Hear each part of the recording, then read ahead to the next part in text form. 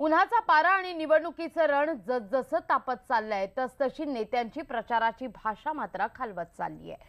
समाजवादी पक्षाचे उमेदवार आझम खान यांनी तर यावर कड़ीच केली आहे। एक नजर टाकूया।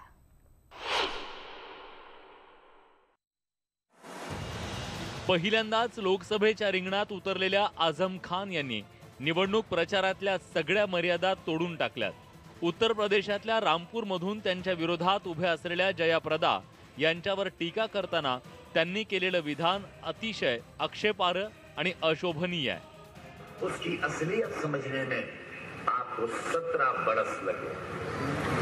मैं 17 दिन में पहचान गया कि इनके नीचे का जो वो खाकी रंग का है। मैं 17 दिन में पहचान गया।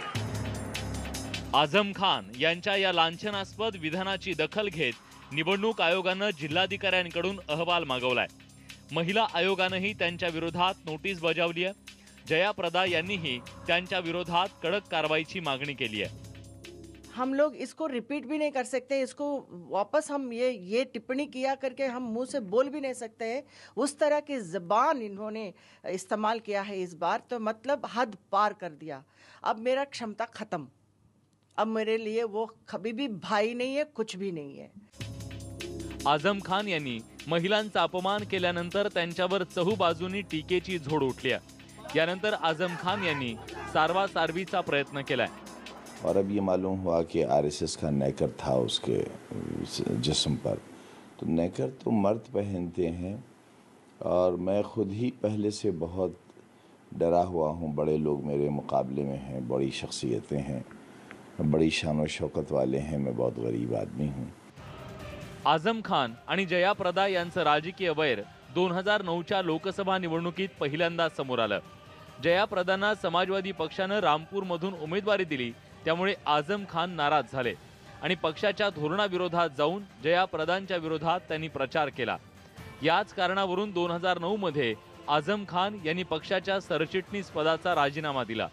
इतकंच नाही तर रामपूरमध्ये जयाप्रदा यांची अश्लील छायाचित्र वाटण्याचा आरोप त्यांच्यावर झाला। लांछनास्पद वक्तव्य करून नीचपणाच्या सगळ्या मर्यादा पार केल्यानंतरही आझम खान यांचा उद्दामपणा मात्र अजूनही कायम आहे। आपके वालिद की मौत में आया था, आपके वालिद मर गए, आपके वालिद मर गए। जीभ सैल सोडल्याचा फटका उत्तर प्रदेशचे मुख्यमंत्री योगी आदित्यनाथ आणि बसपाच्या प्रमुख मायावती यांनाही बसलाय।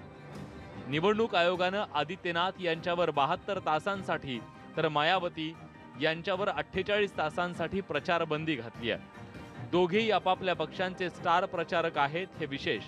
आता आयोग आझम खान यांच्यावर काय कारवाई करणार याकडे सगळ्या देशाचं लक्ष लागलंय। Bureau report, news 18 Lokmat.